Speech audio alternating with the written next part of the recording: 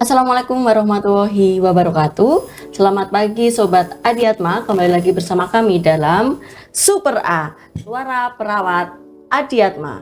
Bersama saya Sisilia Ajeng Novita sebagai host pada episode kali ini. Pagi ini kita akan mengangkat tema yaitu Habis Gelap Terbitlah Terang, dengan mengangkat kisah ketangguhan Kartini masa kini, di mana hari ini tanggal 17 April memasuki bulan April ini adalah bulan menyongsong kita menyambut Hari Kartini yang diperingati tanggal 21 April. Kita akan menyelami perjalanan para perempuan hebat di era sekarang. Tentunya perempuan yang mungkin tidak tertulis dalam buku sejarah, tetapi setiap harinya berjuang untuk menjaga harapan dan tetap berdiri tegak demi dirinya sendiri, keluarga, dan masa depan. Untuk itu hadir bersama kita di sini narasumber yang sangat luar biasa tentunya. Beliau merupakan seorang ibu rumah tangga, beliau merupakan seorang pendidik, beliau merupakan seorang aktivis di lingkungan maupun di organisasi, dan kebetulan beliau juga Sobat Adiatma kita karena beliau juga merupakan penyintas kanker yang berobat di Rumah Sakit Dr. Adiatma MPH Provinsi Jawa Tengah. Untuk itu kita sambut di sini ada Ibu Indah Sri Sulistiawati SPD MPD. Selamat pagi Ibu. Iya, selamat pagi Mbak Ajeng. Apa kabar Bu? Alhamdulillah, Ya. baik. Lama tidak berjumpa ya Bu, Iya, karena Ibu betul. beberapa ini sudah kontrol rutin ya Bu. Iya, Tidak ada pengobatan yang intens, cuma hanya kontrol rutin ya Bu. Iya, betul. Ya Bu Indah, ini sebelum memulai saya izin membacakan ini ya Bu, CV-nya Ibu ya Bu, karena iya. untuk Sobat Adiatma biar kenal Ibu secara Iya, dalam. silakan, Nanti silakan. sebelum Ibu memperkenalkan diri lagi ya Bu ya. Iya, silakan. Ini Baik. kita perkenalkan ya, di sini ada Bu Indah Sri Sulistiawati SPD MPD, lahirnya di Blora laras Ibu. Iya, Ya, betul. 3 Juli 1969 G. Iya. Kebetulan di sini Ibu juga didampingi oleh Bapak ya Bu. Ada Bapak di belakang kamera, yaitu Bapak Dr. Andes Jalu Ananto Nugroho, dan Bu Indah ini sudah dikaruniai dua putri, Iya, putri semua ya Bu. semuanya putri, Ini ya. namanya unik loh Bu di ini. Saya tuh baca kok Mbak Gangga Sanoke, sarjana komunikasi, sama Mbak Lila San Laila, sarjana DF tuh apa Bu? Di kafe. Oh di kafe. Iya. Bu, San itu apa Bu? Saya penasaran langsung di sini. Apakah singkatan Iya. ini? Bukan, sebetulnya waktu saya memakai nama Sansan itu sebetulnya Sun itu kan matahari. Matahari, oh. Ya, saya mengharapkan anak-anak saya nanti bisa menerangi gitu.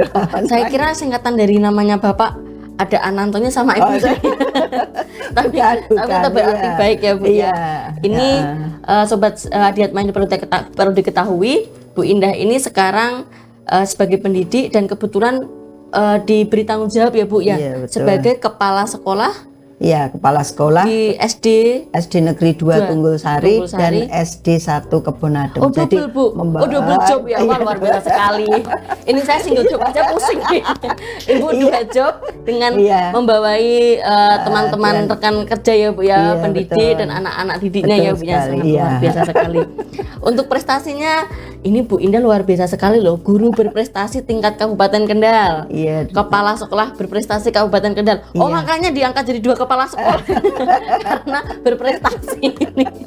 Dan yang ketiga finalis Innobel tingkat nasional. Iya, Oh Ibu betul. juga suka nulis ya Bu ya. Iya, betul.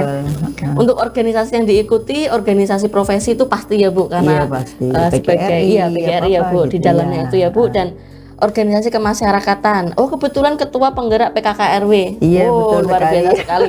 Di pekerjaan sudah membawai beberapa anggota, enggak beberapa, banyak ya Bu. Iya. Apalagi di RW yang masyarakatnya luar biasa sekali Iya. banyak. Sudah menerbitkan karya juga, menerbitkan 3 buku kumpulan puisi. Iya, betul. Ya, Loh, ini- kebetulan suka aja.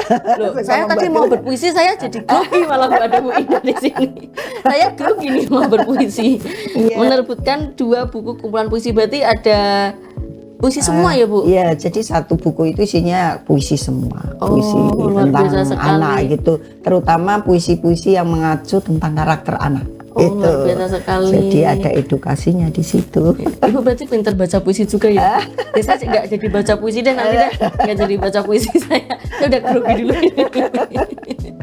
Oke, Bu Indah, seperti Iya. yang saya katakan tadi ya Bu, ini karena bulan Kartini ya Bu, di Iya, tanggal betul. 21 April kita memasuki bulan April, meskipun masih beberapa hari kita sudah menyongsong nih. Biasanya kalau Kartini itu di sekolah juga banyak kegiatan nggih. Betul sekali. Ada arak-arakan biasanya, Iya, lomba-lomba, karnaval iya, gitu, ya, lomba-lomba. betul. Iya. Ada baca puisi juga pasti nih Iya, lomba ini. iya betul.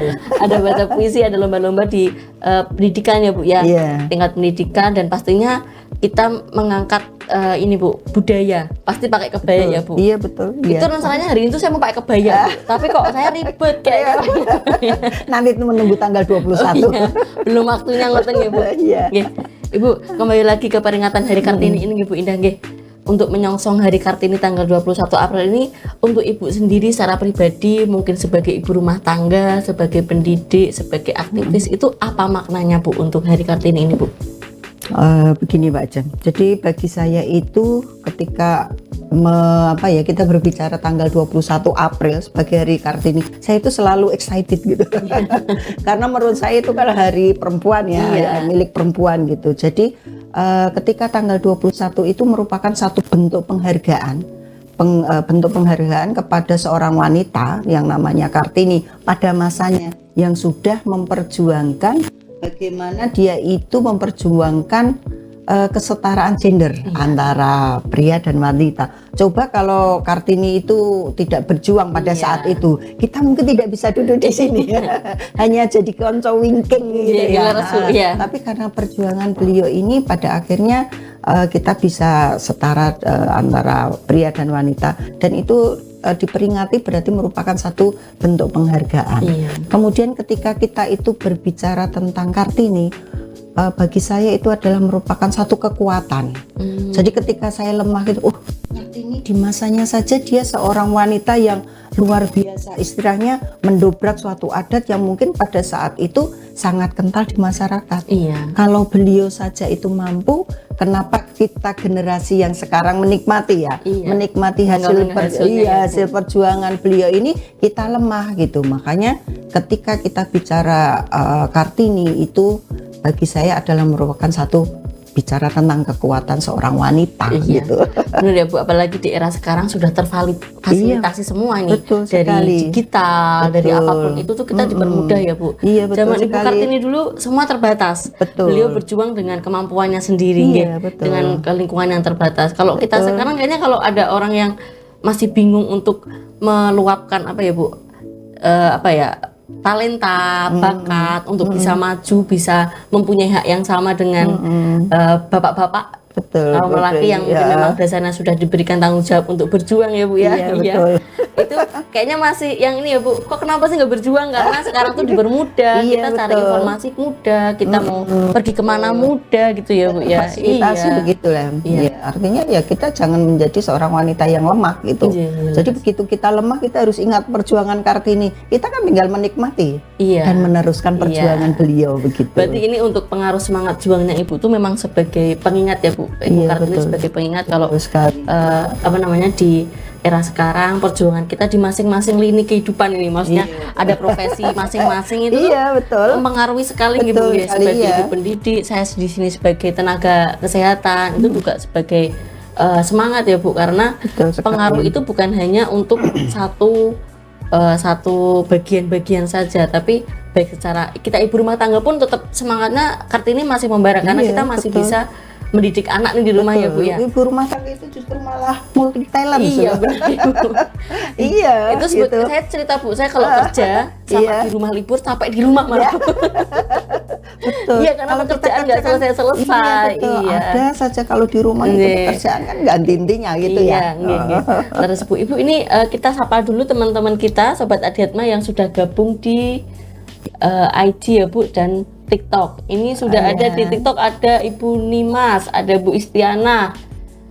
Di Instagram ada Ibu Nugrahaning, ada Ibu Pratiwi, ada Ibu Nisa. Ini Sobat Adiatma tentunya karena Ibu Indah pasti karena dengan powernya Ibu ini. Ibu berpower sekali untuk menginfokan ya Bu, kita hari ini ada sharing ya Bu ya, sharing yang luar biasa betul. baik ya Bu ya. Iya. Bu, kita lanjut ya Bu ya. Iya, baik. Ini kan tadi Bu Indah disesuaikan dengan CV-nya, Ibu aktif nih di organisasi baik Iya. di pendidikan maupun di masyarakat nih Bu. Nah, bagaimana sih Ibu memandang generasi sekarang ini Bu? Kan tentunya di masyarakat itu kan yang warga di RT itu kan bukan hanya keluarga yang sudah mateng ya Bu ya. Ada Iya, lagi betul. keluarga yang muda kayak gitu. Itu pandangannya Ibu gimana melihat generasi sekarang terutama wanita tentang perannya dengan organisasi atau kegiatan sosial? Ya, gini, kalau generasi sekarang itu menurut saya kuncinya sebagai seorang wanita seperti tadi saya sebutkan harus kuat gitu. Walaupun sekarang generasi sekarang itu lebih dimudahkan ya. Iya. Terkadang kalau dimudahkan itu akhirnya akan muncul sifat manja. Contoh saja ya, sekarang itu disuruh berjalan sedikit saja itu pasti sudah mengeluh. Tapi kalau zaman saya sekolah itu 3 kilo saya jalan, Iya. itu biasa gitu. Tapi kalau anak-anak sekarang itu terkadang mereka mengeluh. Nah, generasi sekarang itu sebetulnya menurut saya juga generasi yang hidup di zamannya. Iya, jelas. Hidup di zamannya. Saya tidak bisa memaksa generasi sekarang itu dia harus berperilaku atau apa ya, dia pemikirannya harus sesuai dengan saya dulu. Enggak, mereka punya satu pemikiran sendiri di generasinya. Nah itu generasi sekarang menurut saya sebagai seorang wanita itu harus dikuatkan. Nah, dikuatkan sebagai dalam hati dia, dirinya, lingkungannya, semuanya itu harus dikuatkan. Intinya sebagai seorang wanita kita itu harus kuat ketika kita itu dalam posisi lemah. Nah, jadi posisi lemah itu tetap kita harus tetap kuat.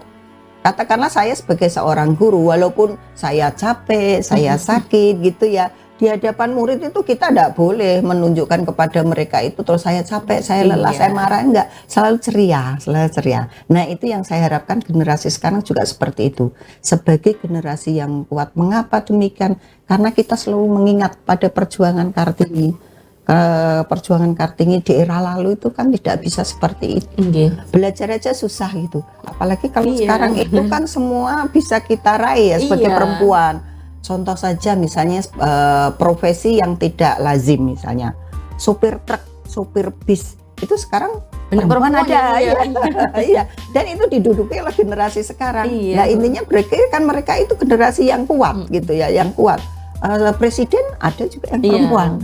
Bu Mega itu, Bu Mega itu juga seorang perempuan. Artinya kan kita juga sebagai generasi yang sekarang meneruskan perjuangan Kartini itu ya, kita kembalikan lagi, kita harus kuat. Bagaimana kita itu tetap menjiwai semangat Kartini. Tadi karena kalau kita ingat Kartini, seperti saya sampaikan, kalau ingat Kartini kita itu ingat kekuatan. Jadi kalau kita itu sebagai generasi Kartini ya menurut saya sebagai di zaman sekarang pun juga harus sebagai generasi yang kuat gitu Mbak Ajeng ya. Nah jadi untuk yang ke pemikiran generasi sekarang itu memang beda ya Bu? Beda. Mungkin yang zaman sekarang anak Gen Z sama saya juga udah beda Bu. Iya. Termasuk dengan update digital, update kemampuan itu beda. Jadi mungkin untuk pengaruh di organisasi pun sebenarnya bukan sebagai gap ya Bu, bukan sebagai pembatas. Oh zaman dulu ki ngene, zaman saiki ngene ya Bu ya. Apa zaman yang tengah-tengah ngene ngoten mboten. Tapi yang sekarang, pemikiran yang sekarang mungkin malah bisa membantu untuk pemikiran-pemikiran ibu-ibu atau rekan-rekan yang mungkin sudah lebih senior untuk mengupdate ya Bu ya. Mungkin yang kayak itu tadi yang pertama digitalisasi itu kalau orang-orang yang sudah lebih matang, lebih senior tuh agak malas ya Bu ya, iya, untuk belajar. Tapi mungkin dengan generasi sekarang yang di organisasi bisa membantu dengan digital itu Bu. Mungkin laporan yang dulu kita tertulis sekarang sudah komputerized. Yang mencari berita dulu kita masih kesusahan, sekarang banyak sekali. Membuat tugas membuat apa ya Bu? Membuat sesuatu yang mungkin kita terbatas mencarinya sekarang ada AI ya Bu. Iya, sekarang apa saja itu ada. Berarti untuk generasi sekarang sebenarnya memang dipermudah untuk bisa membantu lebih berkembang baik dalam organisasi maupun dalam perkembangannya sendiri di ibu rumah tangga sendiri ya Bu ya, untuk keluarga sendiri. Kalau saya generasi sekarang itu perlu kolaborasi loh dengan yang para senior dulu ya. Karena bagaimanapun juga yang namanya senioritas itu dia mempunyai lebih banyak pengalaman. Ya, itu yang harusnya menjadi acuan, menjadi bahan pembelajaran untuk generasi sekarang. Dikombin dengan kemampuan sekarang gitu mungkin. Jadi bukan jadi gap tapi malah jadi ini ya Bu, kolaborasi yang bagus ya Bu. Ini dalam perkembangan semua hal ya Bu ya. Iya betul. Jadi untuk Sobat Adiatma yang sekarang generasi muda-muda Gen Z ya. Gen Z. Gen Z. Sekarang Kalau yang sudah mulai masuk ke organisasi gitu biasanya Gen Z ya Bu. Iya betul. Kalau yang masih muda-muda kan masih sekolahan Ki. Betul. Ya berarti memang harus bisa membantu generasi yang lebih senior dalam hal organisasi, kepengurusan apapun itu, baik dalam pekerjaan maupun di lingkungan kerja, di lingkungan rumah. Iya. Itu harusnya lebih semangat ini. Betul. Iya. Iya. Jadi kita istilahnya empati itu juga perlu ditumbuhkan untuk para generasi Gen Z ini. Iya, muda-muda ini. Iya, terkadang ya nyun sewu, terkadang itu mereka juga terlupakan untuk masalah ini. Dia laras-laras. Iya, Bu. iya. Tadi kan di bidang organisasi dan kegiatan sosial ya Bu ya. Kalau di lingkup RS ini Bu, Ibu kan sebagai rekan kami juga ya Bu ya. Betul. Ibu berkisah di sini, berobat di sini, bertemu kami. Peran wanita Bu, perempuan dalam lingkungan kesehatan tuh menurut Ibu gimana Bu? Begini, kalau menurut saya sebetulnya peran seorang wanita dalam kesehatan itu adalah kunci. Kunci terutama karena kunci dalam keluarga. Iya. Ya. Karena apa? Dari keluarga ini kita itu tumbuh dan berkembang untuk anak-anak kita. Satu, kita mungkin harus menjaga pola makan. Yeah. Nah, kan dari makanan itu bisa juga kita menjaga kesehatan. Kemudian untuk makanan sendiri. Kalau kita perhatikan sekarang anak-anak itu kan lebih suka makanan-makanan yang siap saji, instan. Lah itu pada akhirnya kalau kita mau kembali ke makanan sehat, kemana ya, ke rumah gitu. Ke rumah memang ada sayur bayam di luar jarang kita dapat. Kita dapat ya di rumah makanan yang mungkin bentuknya sayuran itu yang menyehatkan itu yang bisa tersajikan ya di rumah. Lah ini siapa? Peran seorang ibu, peran seorang wanita di sini. Ya karena kita tidak bisa mencegah atau membatasi mereka untuk tidak jajan di luar. Kan kadang seorang ibu juga nggak tahu ya apa yang mereka beli di luar. Kita bisa mengawasi terus ya Bu, bisa mengawasi sekolah, ya, saat apa betul, gitu ya Bu. itu lah kembali menjaga kesehatan itu ditumbuhkan dari rumah. Dengan apa ya? Dengan pola makan, dengan penyajian makanan-makanan yang sehat. Kita itu hanya sekadar mengingatkan, ayo jangan lupa makan sayur misalnya. Itu sebagai seorang ibu itu sudah berperan untuk menjaga kesehatan gitu. Iya. Kadang kita memarahi anak misalnya, ayo kamu belum makan sayur atau kamu harus makan ini, tidak. Itu kan sebetulnya juga peran ibu dalam menjaga kesehatan terutama dalam keluarganya. Kan dari keluarga kecil dulu. Betul ya, dari keluarga dulu yang kita jaga. Dulu betul ya. Kita tidak bisa menjaga kesehatan tetangga kita gitu kan, tidak bisa ya. Ya yang kita bisa jaga ya dari lingkup keluarga. Artinya satu wanita dalam keluarga, dalam hal ini adalah ibu, itu bisa menyehatkan dalam keluarganya satu rumah itu ya. Mungkin dari anaknya, dari suaminya, seperti itu. Kalau di lingkup rumah sakit sendiri Bu, Ibu kan kalau kesini ya ketemu saya kebetulan juga merawat Ibu, ada rekan-rekan juga, ada dokter-dokter perempuan juga, petugas dari depan disambut dengan petugas perempuan juga gitu. Menurut Ibu gimana Bu perannya wanita di dalam bidang kesehatan khususnya di rumah sakit Adiatma ini Bu? Kalau saya lihat peran di sini itu sangat-sangat membantu, sangat luar biasa. Karena satu, saya melihat antara perempuan dan laki-laki di sini ambil seimbang, tidak dikuasai oleh laki-laki semua, tidak. Ya, artinya di sini juga seimbang antara wanita dan laki-laki di sini seimbang. Kemudian peran dari seorang wanita di sini, kalau seperti saya ini ya, sebagai pasien perempuan, itu kalau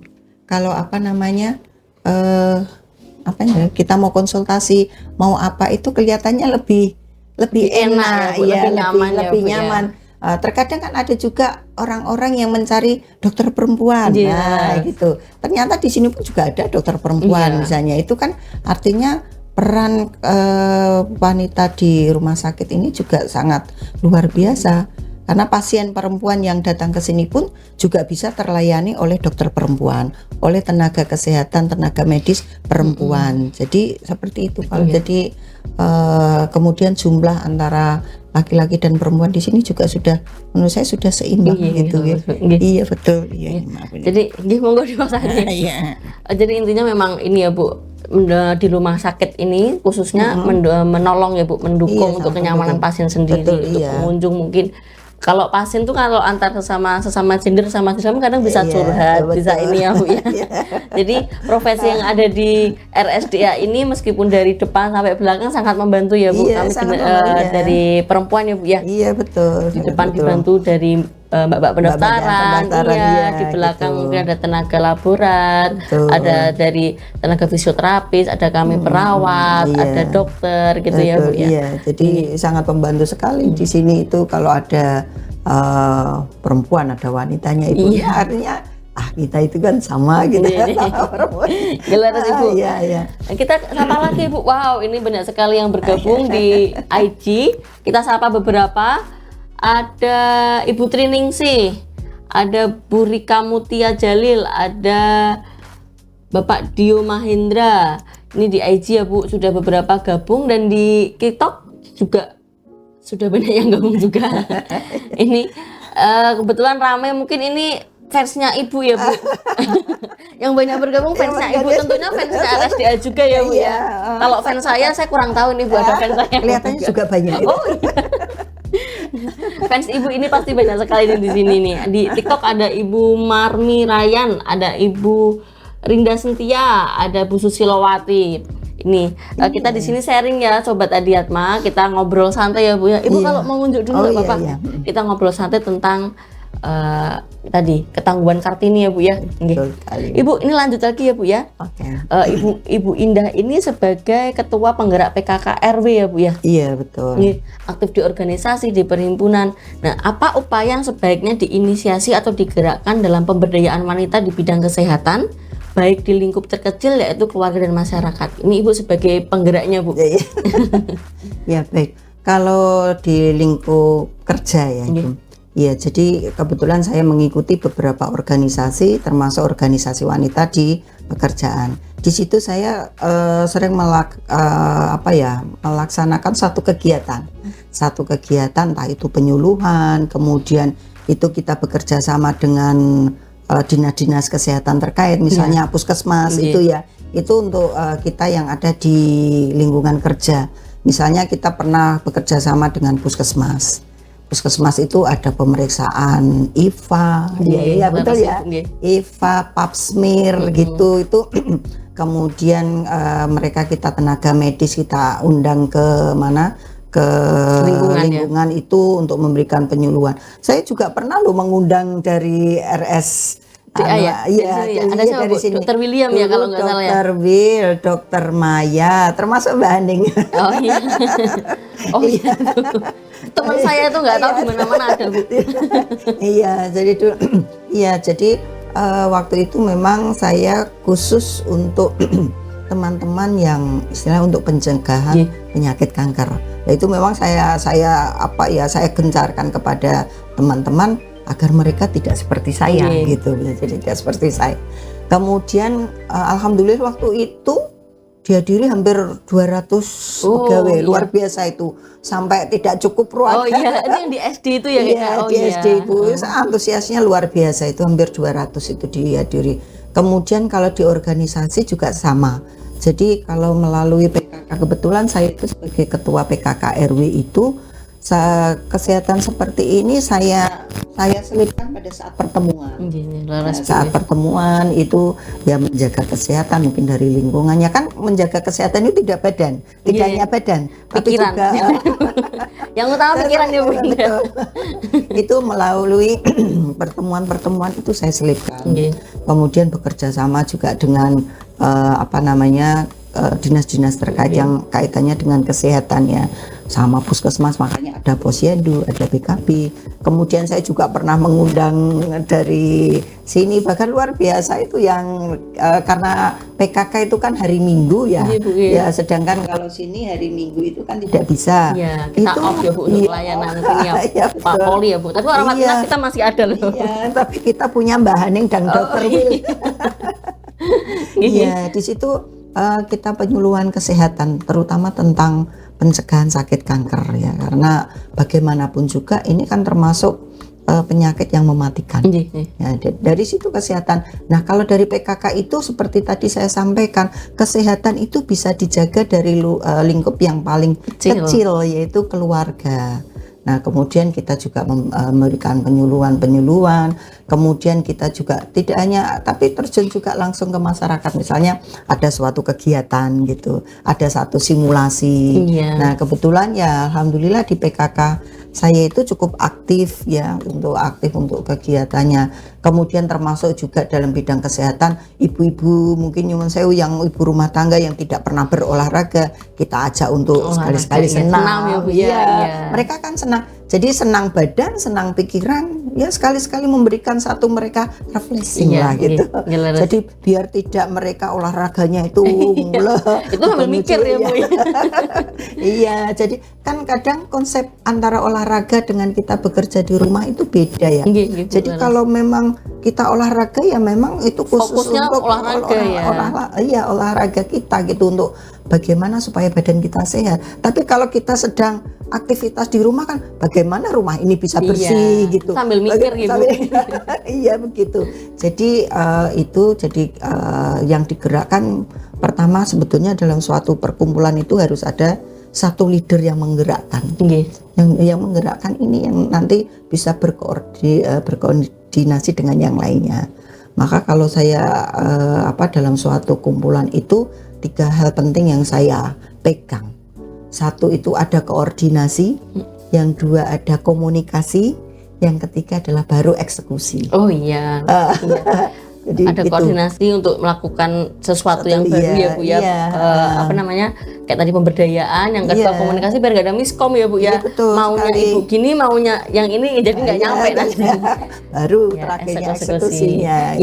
Terkait Ibu dengan ini ya Bu, Bapak penggerak PKK kan juga di vaskes terdekat puskesmas itu kan juga kaderisasi ke ini ya Bu ya, ibu-ibu di sekitar ya Bu ya. Di PKK kan juga ada kaderisasi untuk posyandu lansia gitu. Betul. Itu juga aktif Bu di lingkungan. Alhamdulillah aktif di tempat saya itu bahkan di tempat saya balita itu hampir 80 loh.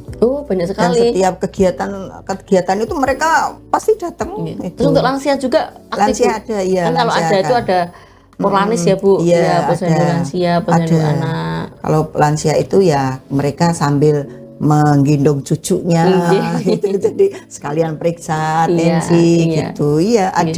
Ada kebetulan ada di tempat kita itu posyandu lansia.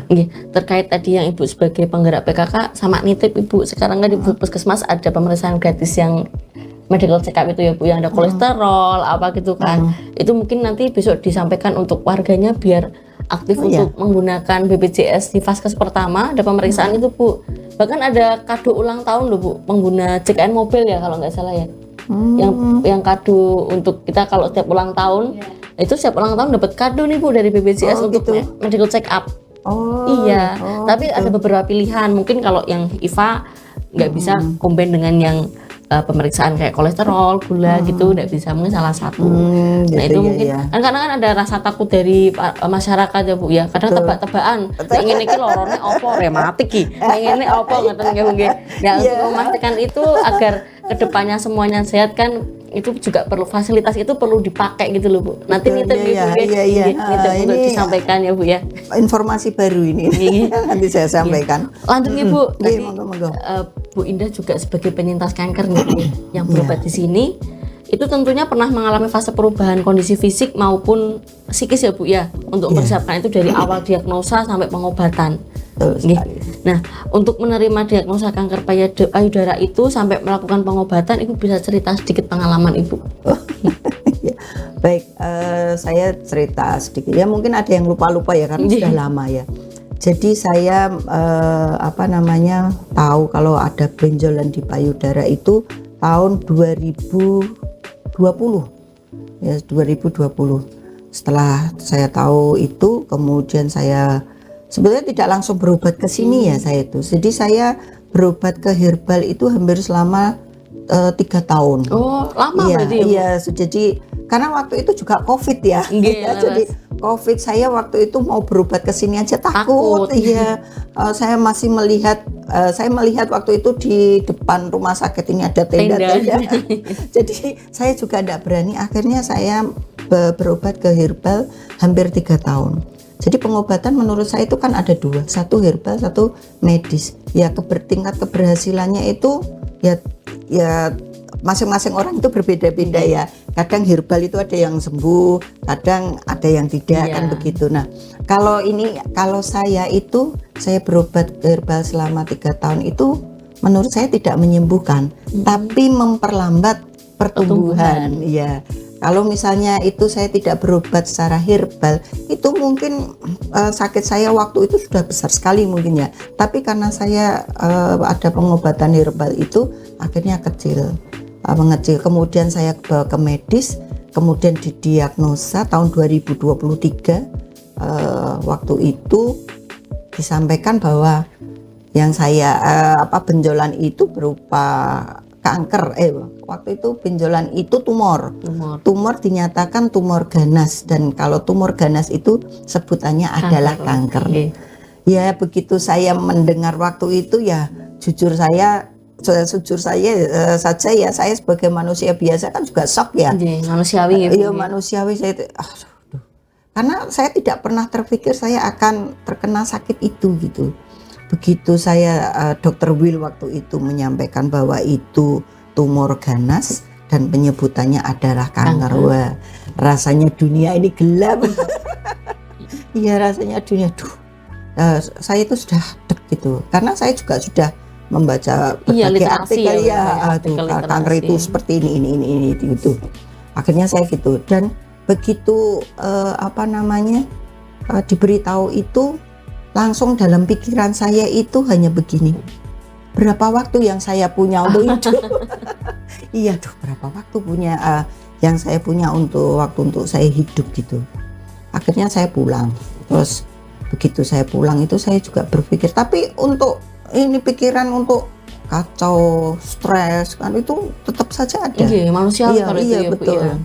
Kemudian saya di rumah, kemudian saya semakin membaca, semakin tahu itu semakin takut. Itu pasti. Saya semakin takut. Akhirnya sama anak-anak, udah ibu tidak usah membaca artikel, karena belum tentu artikel yang ibu baca itu semuanya betul gitu. Akhirnya oh ya sudah. Kemudian saya ingat waktu itu Dr. Will mengatakan gini, jangan khawatir, sakit kanker itu sekarang bisa disembuhkan. Wah, itu merupakan satu kunci semangat untuk saya. Apalagi anak-anak, ibu itu harus sembuh, kita belum bisa hidup tanpa ibu. Nah, dari 2 itu akhirnya saya mengubah mindset ya. Mengubah mindset saya yang dari tadi saya berapa waktu yang saya punya untuk hidup itu, akhirnya saya ubah mindset saya harus sembuh. Saya harus sembuh begitu. Jadi ya walaupun mengubah itu tidak semudah itu ya, ada naik turunnya ya, Bu ya. Itu tapi saya tetap berusaha untuk semangat, saya harus sembuh dari ini, saya harus sembuh ini. Kata dokter aja bisa disembuhkan, mereka yang tahu gitu ya. Makanya ketika saya berobat ke Dr. Will itu, Dr. Will menyarankan, ini nanti seperti ini ya. Saya hanya menjawab, iya, saya lakukan. Ini nanti ibu akan seperti ini ya. Iya, gitu. Tanpa saya bertanya, karena dalam pikiran saya begini, nanti kalau saya bertanya, kemudian dijelaskan, saya tahu, saya kan sebenarnya takut gitu.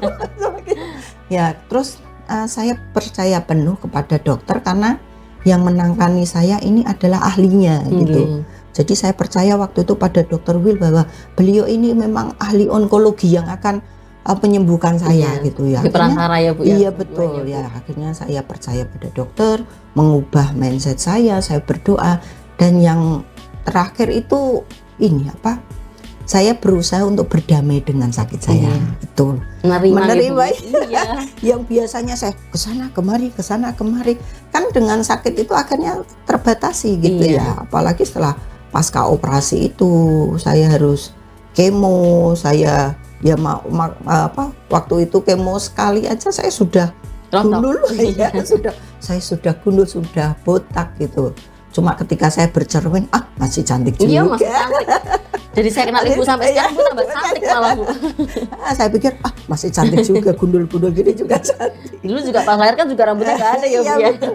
Bahkan terkadang saya itu tersenyum dengan dengan kegelian saya sendiri. Misalnya dalam posisi ini kepala saya botak itu saya nempel di tembok begitu, itu kayak lengket gitu. Ih, kok lengket gitu. Nah disitulah akhirnya jadi pertama saya mengubah mindset pemikiran saya dari yang negatif itu ke positif. Saya harus sembuh, saya harus sembuh. Yang kedua saya harus berdamai dengan sakit saya. Karena kalau saya semakin melawan, terus kemudian tidak menerima, nanti jatuhnya itu putus asa gitu. Jadi kalau saya menerima, ya memang ini bagian takdir yang harus saya jalani begitu. Ya sudah akhirnya ya saya melakukan pengobatan, apapun ya tadi yang saya sampaikan, apapun yang dikatakan Dokter Will itu saya menyatakan menjawabnya iya. Manut Iya. Sampai anak saya, kenapa kok ibu tidak bertanya? Ya udah kan dokter lebih tahu daripada ibu. Nanti kalau ibu bertanya semakin blunder ya Bu malah. Iya. Begitu, jadi kita pasrahkan saja kepada menurut saya memang pada ahlinya gitu. Untuk sakit saya, dan saya percaya pada rumah sakit ini bisa menangani dengan baik gitu. Karena itu tadi banyak sekali pasien-pasien yang tersembuhkan gitu. Amin. Semoga yang lain juga mempunyai semangat yang sama ibu, sama dengan ibu ya Bu ya. Bu, tadi kan saya rangkum ya Bu nggih, untuk ibu tadi menyampaikan dari rangkaian cerita ibu dari awal diagnosa sampai ibu pengobatan. Nah, semangat yang timbul di ibu itu sumbernya dari mana Bu? Ya, sebetulnya gini, untuk semangat itu munculnya dari keluarga ya, dukungan suami, dukungan anak gitu, itu menjadi satu sumber kekuatan tersendiri. Kemudian yang berikutnya adalah dukungan keluarga, artinya keluarga besar ya? Iya, saudara-saudara, iya, jadi ya keluarga inti, keluarga besar saya dari suami gitu, semuanya mendukung, mensupport saya untuk sembuh gitu. Kemudian dari lingkungan kerja, dari tempat saya bekerja itu semuanya mensupport lah, dari situlah kekuatan itu muncul gitu. Jadi ya karena kita tidak bisa sendiri, makanya ketika saya sakit pun itu saya tetap bekerja, walaupun hanya ya sudah terbatas ya Bu ya, terbatas itu, habis itu pulang begitu. Tapi kalau dengan saya bertemu dengan teman itu rasanya pikiran saya kan terhibur malah ya Bu. Iya, daripada saya di rumah malah sampai kemana-mana pikirannya. Pikirannya kemana-mana. Akhirnya yaitu saya ke sekolah diantar suami, diantar anak, itu kan menjadi support sendiri. Di tempat kerja saya ya bercanda dengan teman seperti biasa. Bahkan teman-teman saya yang jauh itu tidak tahu kalau saya itu sakit.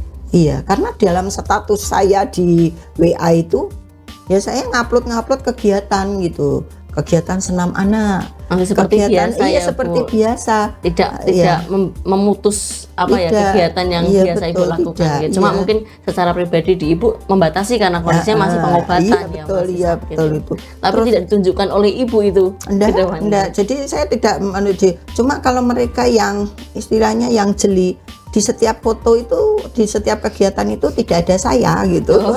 Ibu hanya penikmat ya Bu. Jadi saya jadi waktu itu saya juga pegang 2 sekolahannya. Jadi 2 sekolahan itu saya kendalikan dari rumah. Saya minta foto kegiatan hari ini gitu. Terus dikirim saya upload ke status. Jadi kan taunya teman-teman saya yang jauh, ya saya akan itu oh lagi di Tunggulsari gitu, lagi di sekolah gitu. Itu sebagai penghibur juga lihat anak-anak ya Bu ya, hiburan lihat anak gitu. Terus bisa ngelipur pikiran yang negatif ya, karena kalau ngalamun itu mesti kemana-mana. Betul, pikirannya nanti kemana-mana itu, mindset negatifnya nanti muncul lagi. Iya benar Ibu. Nah selama pengobatan ini Bu, apa sih pendapat Ibu tentang pelayanan di RSDA ini, khususnya untuk Ibu sebagai pengguna jasa pelayanan di Rumah Sakit Dr. Adiatma? Ya, jadi saya di Adiatma ini berarti mulai tahun 2023 ya sampai sekarang ya. Jadi alhamdulillah setiap saya berobat di suatu poli itu saya mendapatkan pelayanan yang baik. Satu di onkologi itu saya mendapatkan pelayanan yang baik.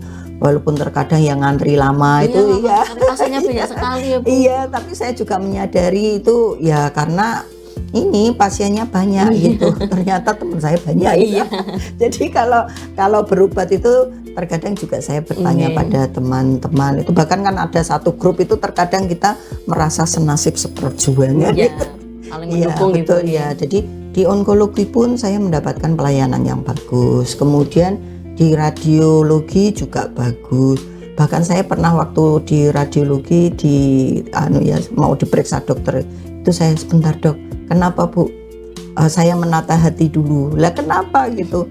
Karena dari sinilah penyakit saya itu ketahuan. Dari awal pas itu ya Bu ya. Iya, dari sini. Oh gitu. Oh, Ya, pas ya, mau evaluasi berarti nggih Bu. Iya, mau evaluasi itu karena dari sinilah saya itu penyakit saya ketahuan dok. Jadi saya harus menata hati ketika saya memasuki. Ya, dilayani sama dokternya juga baik. Kemudian di radioterapi karena saya juga melakukan penyinaran sebanyak 25 kali.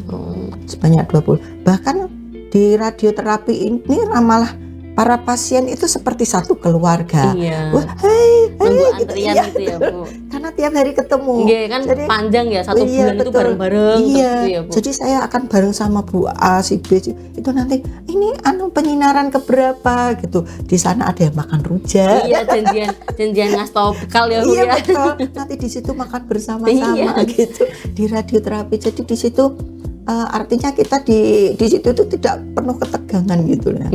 Ya agak tegang ketika kita memasuki ini aja Ruangan sih ya. ruangannya itu. Tapi di luar ketika di luar sudah biasa makan rujakan bareng gitu. Iya. Pelayanannya bagus. Kebetulan saya juga pernah di poli jantung. Di jantung pun itu juga bagus. Perawatnya juga sabar ya. Kadang yang namanya pasien itu mereka seperti itu kadang karena ketidaktahuan gitu ya. Karena itu tadi seperti saya dengan sekarang harus dengan mobile JKN kalau mendaftar. Lah kan kalau yang generasi saya itu kan kurang tahu iya. Ya itu sama itu satpam yang di depan itu dia juga membantu. Ini Bu kita layani. Ya di situ baru didaftarkan gitu dah. Ya begitu, enggak apa-apa, pelayanannya bagus di sini. Alhamdulillah ya Bu ya. Iya, Terlayani dengan bagus di Rumah Sakit Adiatma ya Bu ya. Dengan baik ya. Bu, ini dari pengalaman Bu Indah sebagai cancer survivor, ada pesan yang Ibu sampaikan kepada masyarakat luas terutama wanita terkait pencegahan kanker dan tindak lanjutnya jika sudah ada tanda gejala yang ditemukan. Monggo bisa disampaikan Bu untuk sobat Adiatma di luar ini kan yang nonton secara online bukan semuanya nakes di sini, bukan semuanya pegawai di sini. Mungkin ada ini ya Bu, fans Ibu tadi ya, fans Ibu di luar, pendidik atau mungkin teman-teman di lingkungan rumah atau mungkin di lingkungan Ibu yang lain itu bisa disampaikan Bu. Baik, untuk sahabat semuanya, para pemirsa semuanya, ini menurut saya kalau untuk masalah kanker ya, itu satu pencegahan. Yang pertama itu pencegahan dulu. Ya saya bisa berbicara sendiri seperti ini karena pengalaman gitu ya. Karena mengalami. Jadi satu ketika kita mencegah untuk penyakit kanker itu dari sisi makanan. Satu makanan, mari kita menghindari makanan-makanan yang memang itu bisa merangsang tumbuhnya kanker. Contohnya misalnya saja makanan siap saji, makanan yang bakar-bakar itu walaupun enak itu sebetulnya itu pemacu. Jadi kita ya menghindari lah istilahnya, membatasi juga. Jadi yang bakar-bakar, kemudian yang siap saji, junk food itu, atau yang berasap. Kemudian mengurangi ini micin, penyedap itu kita kurangi. Kemudian kita jangan lupa makan sayur. Nah itu yang sekarang itu susah gitu. Iya. Makan sayur, generasi yang muda-muda itu. Ya. Kemudian itu jadi kita jaga dari pola makan kita, kemudian makanan yang kita santap, kemudian yang tidak kalah pentingnya adalah menjaga pikiran kita. Iya. Karena apa? Karena sumber dari segala penyakit itu adalah pikiran. Iya. Jadi kalau pikiran kita itu selalu stres, selalu selalu berpikir yang berat-berat, itu nanti akan memicu penyakit. Tidak hanya kanker, mungkin penyakit yang lain juga bisa begitu. Jadi itu pencegahannya. Kemudian Kalau misalnya yang kedua adalah tindakan apa ketika kita itu sudah Ada tanda-tanda, tanda-tanda gejala itu. Jadi menurut saya ini ya, menurut saya, satu, ketika kita sudah ada gejala seperti itu, kita harus segera berobat. Nah, itu. Jangan sampai kita ketakutan dengan sesuatu yang sebetulnya terkadang tidak menjadi tidak menjadi suatu permasalahan. Contoh ini misalnya, rumor di masyarakat itu yang berkembang adalah namanya penyakit sudah terkena pisau operasi itu nanti akan menjalar kemana-mana. Nah, sebetulnya hal-hal seperti itu yang perlu kita buang gitu dari pemikiran kita. Kalau kita sakit ya kita berobat. Karena apa? Karena ya yang tahu kan ya medis ini ya gitu. Jadi itu jangan sampai seperti itu. Kemudian jangan takut untuk periksa. Misalnya seperti teman-teman saya, mari Bu, ini ada pemeriksaan IVA. Enggak Bu Indah, nanti kalau dari IVA itu saya akan tahu ketahuan penyakitnya. Lah justru kita itu mencegah dari dini itu lebih baik daripada nanti kita itu sudah terlanjur sakit, kita sudah parah. Ya. Kalau itu pencegahan dari dini, dari awal itu untuk proses kesembuhan itu kan lebih tinggi semakin tinggi, semakin mudah, dan insya Allah untuk tingkat keberhasilannya itu lebih bagus ya daripada sudah parah baru dibawa berobat, itu kan sudah beda lagi. Nah, itu kemarin saya juga pernah melihat di salah satu poli itu ketika suster, gimana tuh ini sudah parah seperti ini kok baru dibawa ke sini gitu. Ya karena ketakutan dengan medis ya gitu. Itu jadi mari kita mencegah dengan pola hidup sehat, dengan makanan yang sehat, dengan pikiran yang sehat juga. Jadi mari kita kembangkan berpikir positif daripada kita berpikir negatif. Kemudian yang kedua, ketika kita sudah melihat gejala itu, mari kita segera berobat kemanapun lah, monggo gitu ya, menurut sesuai dengan kepercayaannya. Tadi kan saya sebutkan ada juga pengobatan herbal. Kalau memang herbal itu bisa menyembuhkan ya monggo gitu. Tapi kalau memang tidak bisa seperti saya ya kita pada akhirnya lari ke medis gitu ya. Jadi itu pesan saya kepada semuanya, khususnya para wanita, karena menurut saya wanita itu paling rawan untuk muncul sakit kanker ini. Ya begitu. Ini matur Ibu. Tadi untuk pesan-pesan kepada wanita-wanita, teman-teman sobat Adiatma yang sekarang menyaksikan live kita ya Bu ya. Jika sudah ada tanda gejala yang tidak normal dari tubuh, segera periksa. Apapun itu, bukan hanya dari kanker saja ya Bu ya. Betul. Ya itu tadi terkait dengan pesan saya Bu, kalau warga bisa disampaikan untuk melakukan pemeriksaan di vaskes pertama ya Bu ya. Sehingga tadi Ibu sampaikan untuk pengobatan dan tingkat keberhasilan pengobatan akan lebih bagus jika diketahui sejak dini. Betul sekali.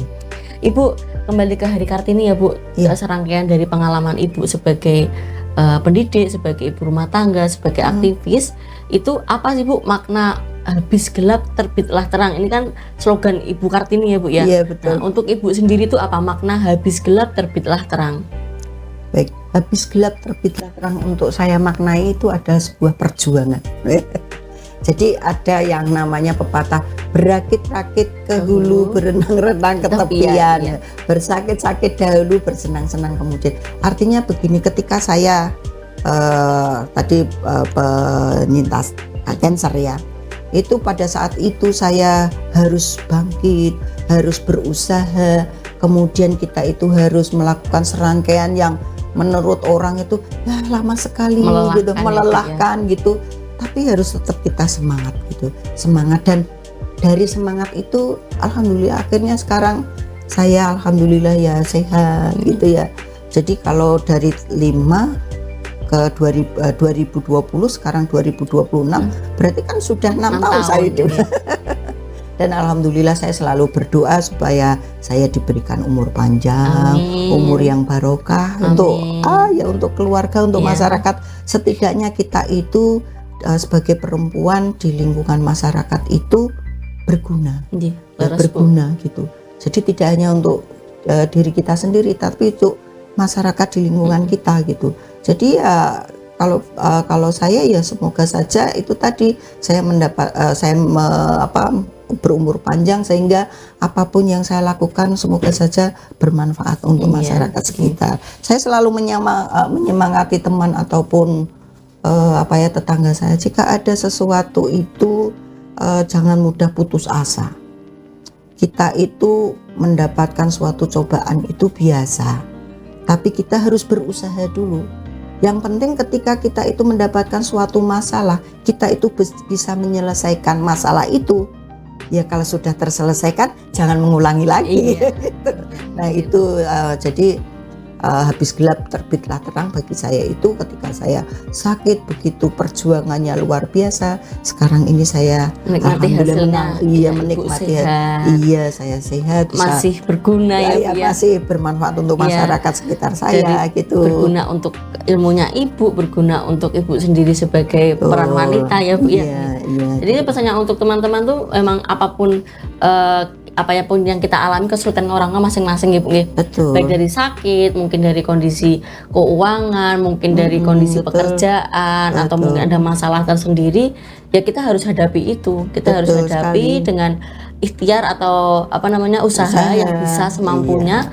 Iya, percaya aja kalau di depan itu pasti akan ada, kita tuh menang gitu ya, Bu. Kita istilahnya kita lagi lomba nih. Lomba capek banget lari, depan tuh ada kemenangan yang bakal kita raih gitu ya, Bu. Betul sekali. Dan jangan lupa kita selalu berdoa gitu. Iya, itu yang inti pertama ya, Bu, ya. Ibu, ini kita sudah memasuki penghujung acara. Kita sudah sharing agak lumayan banyak ya, Bu, ya. Ibu, ini kita minta closing statement ya, Bu, dari Bu Indah untuk para sobat Adiatma yang sekarang menyaksikan secara live di Instagram maupun di TikTok. Ya.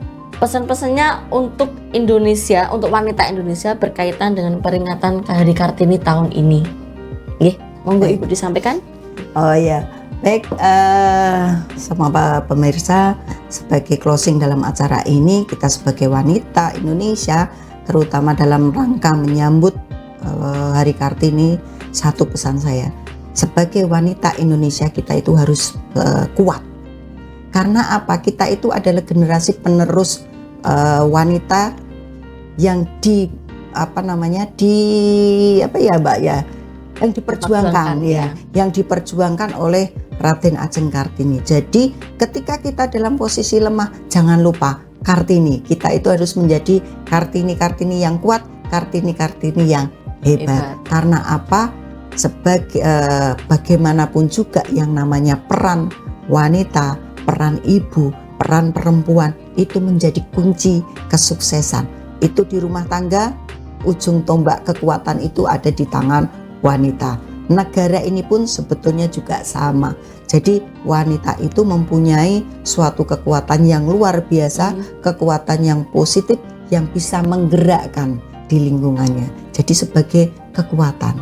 Jadi di sini sekali lagi kita sebagai Kartini itu harus menjadi wanita yang kuat. Gitu. Terima kasih Bu Indah. Saya juga akan menutup ya, Bu, ya. Kartini masa kini bukan hanya sekedar tentang emansipasi ya, Bu. Tapi semangat juang, perjuangan, ketangguhan untuk menghadapi tantangan-tantangan baik secara kesehatan, baik secara global dari keuangan ataupun apapun itu. Jadi kita tetap harus berjuang dengan apapun yang kita punya, ilmu yang kita punya, pekerjaan yang kita punya.